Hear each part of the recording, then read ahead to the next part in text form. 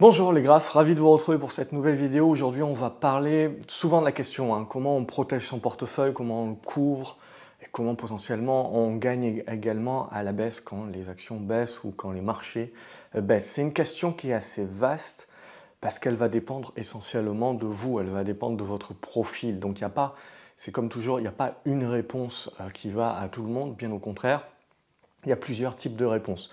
Souvent, on va me poser la question, Julien, pourquoi là tu vends à découvert, bien que je le fais plus trop maintenant, dorénavant, mais on va en parler également. Pourquoi là tu te couvres, pourquoi tu prends du BX4, pourquoi tu prends du short sur indice, etc. Pourquoi tu shortes pas directement une action? Donc il faut bien comprendre les différentes stratégies. Et c'est ce qu'on va voir ensemble dans cette vidéo, puisque l'idée est toujours la même, c'est-à-dire que dès qu'on commence à gagner en bourse, il y a une peur, c'est de reperdre ses gains. Donc justement, il faut se battre contre cela, être dans la capacité de suivre son plan, c'est ça qui est important. Il faut se battre également contre l'envie ou le besoin d'être toujours dans la devinette, c'est-à-dire j'achète parce que je pense que ça va monter et quand je vends, à ce moment-là, je vais vendre à découvert également pour jouer le mouvement inverse. Ça, évidemment, quand on fait du trading de très court terme, voire même du scalping, ok, très bien, c'est très usant, donc c'est bien aussi pour spécifiquement un type de profil. Pour la majorité d'entre vous, pour la majorité des profils qui vont regarder cette vidéo, quel est le meilleur moyen de protéger votre portefeuille et quelque part d'éviter de vous faire complètement biaiser également par le bruit ambiant, par à chaque fois le risque de crack, etc. Parce que c'est très simple, dès que les marchés baissent un petit peu, tout de suite c'est le risque de crack, tout de suite c'est la peur, ça va baisser d'un coup d'un seul, etc. Et donc on a peur de très rapidement reperdre ses gains latents ou les gains qui ont été acquis. Et on a tendance donc du coup à solder l'entièreté du portefeuille sans réfléchir plus avant, et puis après, évidemment, on le regrette. Mais l'idée, donc, c'est de se dire, OK, comment je peux conserver mes plans, comment je peux tenir mes plans, tout en ayant ce bruit externe qui biaise un petit peu mon esprit, je sens bien un petit peu que je suis biaisé, et que j'ai peur, en fait, de perdre, et que donc, du coup, ça risque de me faire dériver de mes plans. Donc ça, évidemment, le but du jeu, c'est de tenir les plans. Donc comment on fait? Il y a plusieurs solutions. Avant de tout de suite parler BX4, donc vendre un indice ou vendre des actions à découvert, il y a d'autres solutions pour moi qui vont aller à 90% des gens et qui seront le mieux. C'est d'une part, sécuriser une partie de vos positions. Si vous êtes trop gros, si vous êtes trop investi et que vous avez peur en effet des marchés, plutôt que dans un moment, dans un élan d'impulsivité, de complètement déboucler toutes vos positions alors qu'elles sont toujours dans les plans, elles sont toujours dans des tendances, alléger. Alléger, ça va faire baisser votre pression émotionnelle. Donc en allégeant, tout de suite, si vous sentez que votre pression émotionnelle a baissé et que vous êtes dans la capacité de tenir ces positions-là à nouveau en tenant votre plan, ça veut dire que c'est bon, vous avez suffisamment allégé. Si la pression émotionnelle est toujours forte, vous allégez un petit peu plus, jusqu'à ce que vous réussissiez justement à trouver un équilibre. Donc la première solution pour moi, pour 90% d'entre vous, comment on va protéger un portefeuille de la meilleure des manières pour ce type de profil-là, c'est en revenant à du cash, en revenant à des liquidités, en allégeant justement la surpondération de son portefeuille pour faire baisser le niveau d'émotion, le niveau de stress et pouvoir justement continuer à suivre les plans. Deuxième façon, c'est d'utiliser éventuellement un produit dérivé, donc un tracker en ce sens-là, qui va répliquer à la baisse avec un effet de levier. Alors 1, 2, plus si vous voulez. Je pars du principe qu'il faut se limiter à 2 ou 3. Ça, c'est pour des profils qui savent un petit peu plus ce qu'ils font quand même. Parce que, évidemment, quand on part sur des produits dérivés, il y a des frais, il y a des spreads, il y a également du bêta slippage. Alors je vous renvoie sur une vieille vidéo que j'avais fait sur le BX4 pour expliquer le bêta slippage, tout simplement, pour expliquer qu'avec la volatilité et le fait que tous les jours, évidemment, on va répliquer l'effet de levier, donc il faut que chaque jour, on remet les compteurs à zéro pour pouvoir que la baisse ou la hausse du jour du CAC 40 soit répliquée en effet de levier 2. Ben ça veut dire qu'avec le temps, avec la volatilité, votre produit perd de la valeur. C'est-à-dire que même à CAC 40 équivalent, on va dire, au bout de 3-4 mois, vous avez eu une érosion. Alors ça dépend de la volatilité au jour le jour, bien entendu, mais il faut partir que vous avez eu une érosion à peu près de 10%. Donc l'idée, c'est bien de comprendre que ces produits-là sont utilisables quand on sait ce que l'on fait. Ils sont utilisables également, surtout, sur des horizons de temps assez courts. Donc c'est vraiment pour se protéger à un moment donné d'un effet de panique du marché, d'une correction qui va se faire au prorata de la hausse, c'est-à-dire on fait un retracement assez fort. Et ça, c'est vraiment, voilà, c'est des produits qui vont être là pour se dire, je me protège mon portefeuille parce que je n'ai pas de signaux de vente sur mes actions, que je n'ai pas de pression émotionnelle dans le sens où je suis dans la capacité de tenir ces positions-là, mais je vais prendre par exemple un BX4 qui va répliquer donc la baisse ou la hausse du CAC 40 avec un effet de levier 2, c'est-à-dire que le CAC 40 monte de 1%, vous perdez 2%, le CAC 40 baisse de 1%, vous gagnez 2%. Donc ça, évidemment, on va essayer de niveler le niveau de sa position de BX4 pour essayer de protéger ses autres positions. Donc l'idée également, il faut bien comprendre une chose, c'est que quand on va utiliser le BX4, vous avez le DSP5 également, c'est pour shorter le S&P. Là, dès qu'on part sur des produits justement de trackers sur des indices américains par exemple, vous avez l'effet de change également qu'il faut prendre en considération. Vous avez aussi ce qu'il faut prendre en considération, c'est que votre produit très souvent est coté sur Euronext et donc il va clôturer lui à 17h35, sauf que les marchés américains, eux, continuent de coter et donc le lendemain, votre produit va ouvrir à la hausse ou à la baisse sur le différentiel, sur le delta qu'il y aura eu sur les fins de séance. Et les fins de séance peuvent potentiellement être très volatiles, donc c'est des produits qui sont dangereux dans le sens où si vous prenez des importantes pauses et dans des marchés qui peuvent être volatiles, le lendemain vous pouvez vous réveiller tout de suite avec une situation inconfortable sans avoir pu rien faire. Donc ce que je recommande en fait, c'est pour protéger un PEA, c'est essentiellement le BX4, au moins il est coté pendant la bourse, pendant les heures d'ouverture de la bourse de Paris. Également, il réplique le CAC 40. Et si on veut shorter des indices américains, par exemple, on le fait au travers du compte titre, via des produits, souvent il y a du ProShares, vous en avez beaucoup, du Invesco, etc. Vous avez beaucoup de ces produits-là, et là, vous pouvez justement vendre quelque part à découvert les indices, sur directement des plages horaires également américaines. Donc ça, c'est sur le compte titre. Et après, le désavantage qu'il y a, c'est que pas tous les brokers, pas tous les courtiers vont vous proposer ce type de produit-là. Et tant mieux, je serais tenté de dire, puisque comme j'ai dit au début de la vidéo, pour 90% d'entre vous, le meilleur moyen de protéger un portefeuille, c'est de réduire la voilure et c'est de revenir à du cash, de se mettre en observation et d'attendre les prochains signaux, tout simplement tranquillement.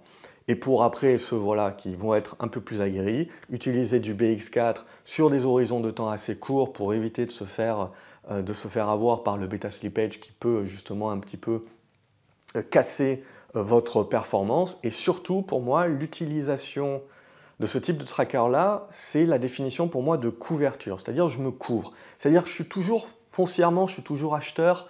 Je vois toujours des objectifs haussiers, j'ai toujours des actions où je suis la tendance et donc je suis mon plan.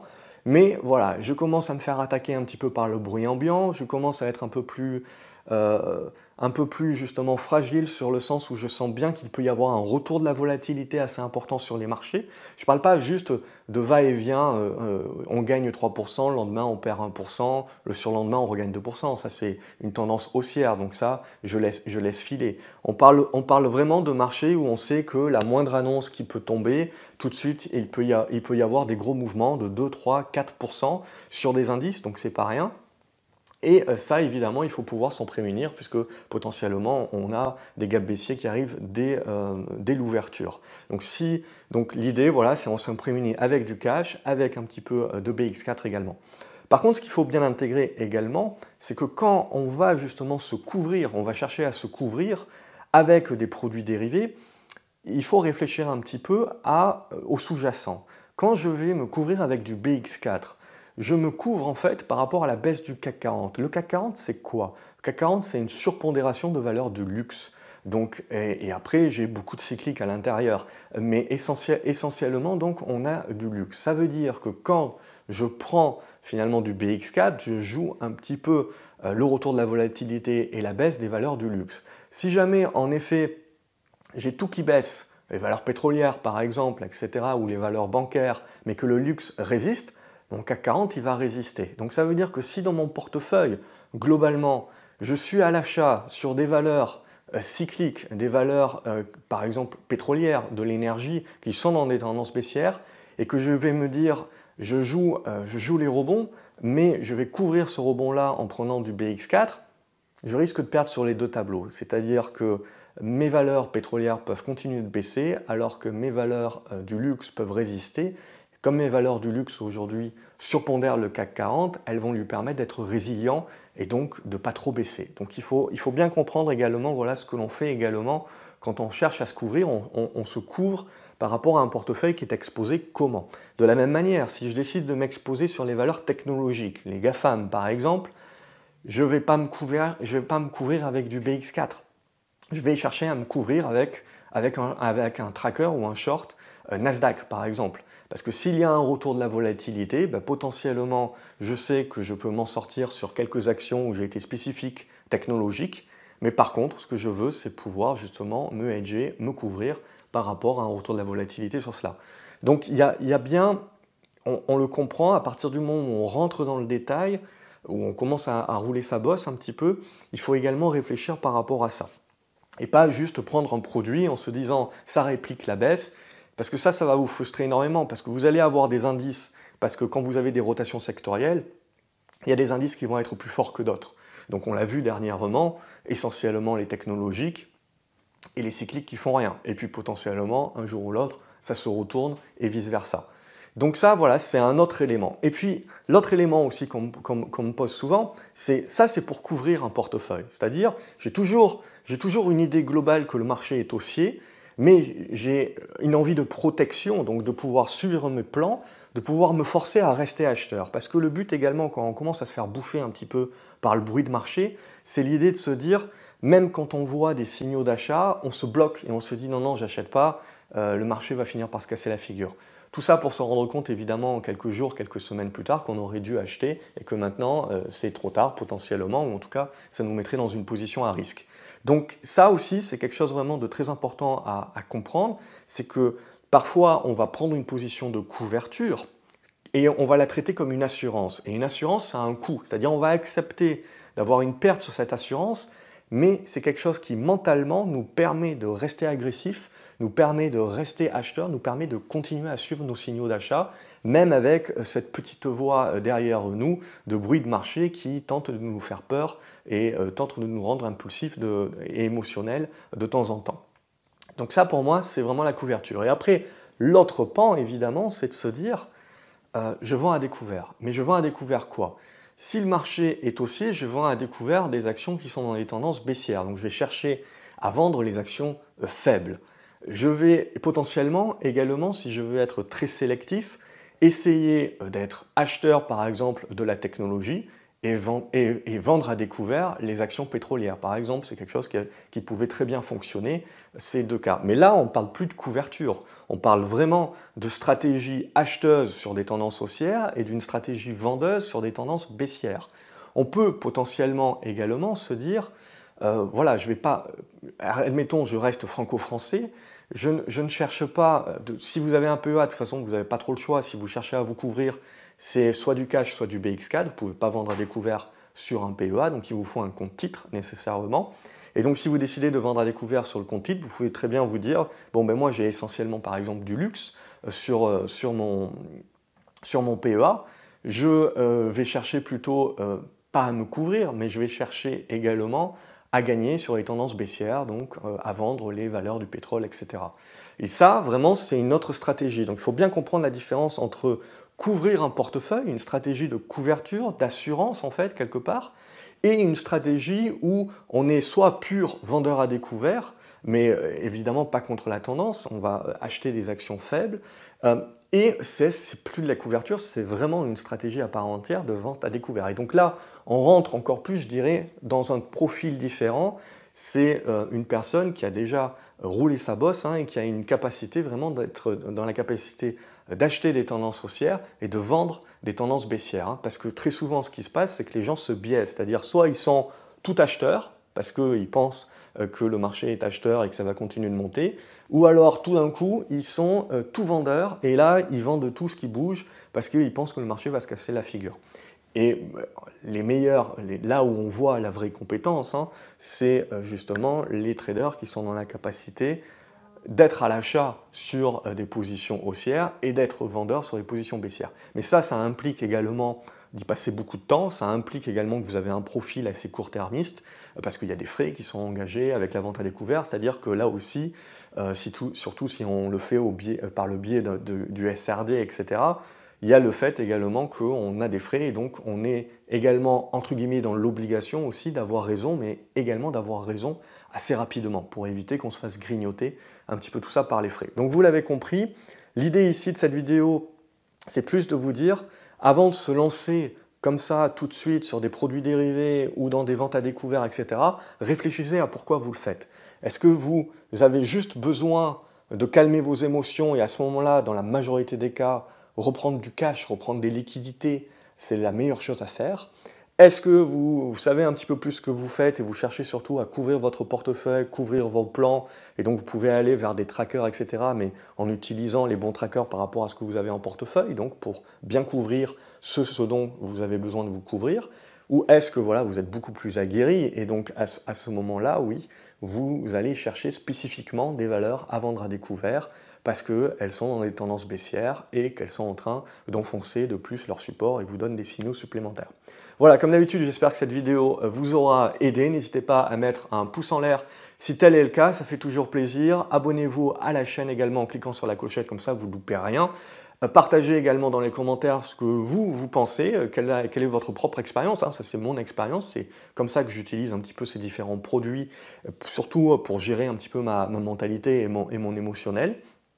Et voilà, n'hésitez pas du coup à me dire comment vous voyez les choses dans les commentaires. Je suis sûr que ça pourra aider également les différents lecteurs de ces commentaires. Donc partagez la vidéo et un petit pouce en l'air, ça fait toujours plaisir. Excellente journée à vous les graphes et à la prochaine vidéo.